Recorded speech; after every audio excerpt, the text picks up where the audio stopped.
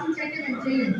గత 20 ఏళ్ళుగా మామూలు మనుషులుగా మేమిద్దరం సేవ చేస్తున్నాం. కాబట్టి ఇంకోసారి వచ్చి మీ అందరితో 2 గంటల సేపు ఎలక్షన్ అయిపోయినాక టైం స్పెండ్ చేస్తాను. మనం అందరం పెట్టుకుందాము, మీటింగ్ పెట్టుకొని టైం స్పెండ్ చేస్తాము.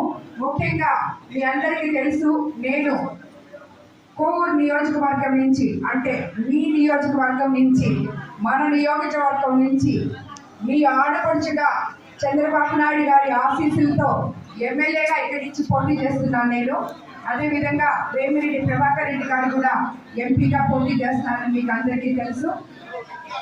మీరందరూ దయచేసి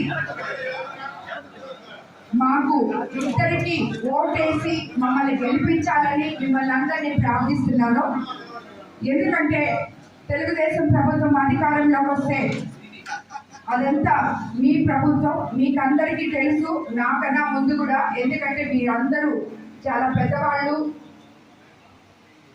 గౌరవనీయులైన పౌరులు. కాబట్టి కోవూరు నియోజకవర్గంలో మీ అందరికీ ఆ గవర్నమెంట్ ఏంటి, ఈ గవర్నమెంట్ ఏంటి, మీరు పడిన బాధలు మీకే తెలుసు.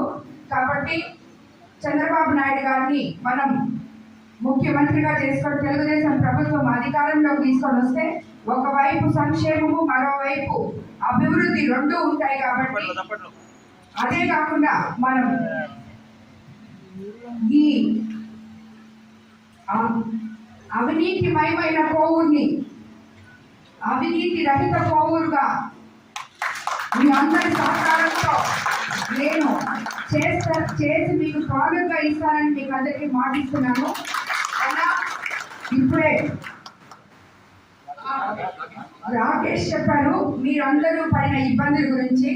మీకందరికీ ఒకటైతే మాటిస్తున్నాను, కోవూరు నియోజకవర్గంలో ఏ వ్యాపారస్తులైనా, నాకు తెలిసి మీరందరూ ముఖ్యంగా వ్యాపారాలు చేస్తుంటారని నేను అనుకుంటున్నాను, ఏ వ్యాపారస్తులైనా, దేనికి సంబంధించిన వాళ్ళైనా నిర్భయంగా నీతి నిజాయితీగా వ్యాపారాలు చేసుకోవచ్చు.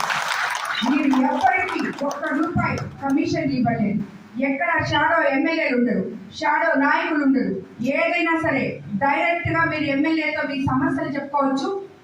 న్యాయమైన సమస్యలు తప్పకుండా అప్పటికప్పుడే తీరుస్తామని చెప్పి, దానికి నాకు మీరు ఎటువంటి కమిషన్ ఇవ్వాల్సిన అవసరం లేదని చెప్పి మరీ చెప్తున్నాను. కాబట్టి కోవూరు ప్రజలందరూ దాని గురించి ఆలోచించాలి. మీరంతా వాళ్ళని ఇంకా ఎడ్యుకేట్ చేయాలి. ఎందుకంటే కొంతమంది తెలియని వాళ్ళు ఉండొచ్చు, వాళ్ళకందరికీ చెప్పండి మన నియోజకవర్గం ఆల్రెడీ ఎలా ఉంది, అదే వేమిరెడ్డి ప్రశాంతి వస్తే ఎంత ప్రశాంతంగా ఉంటుందో మీరందరికీ ఎక్స్ప్లెయిన్ చేసి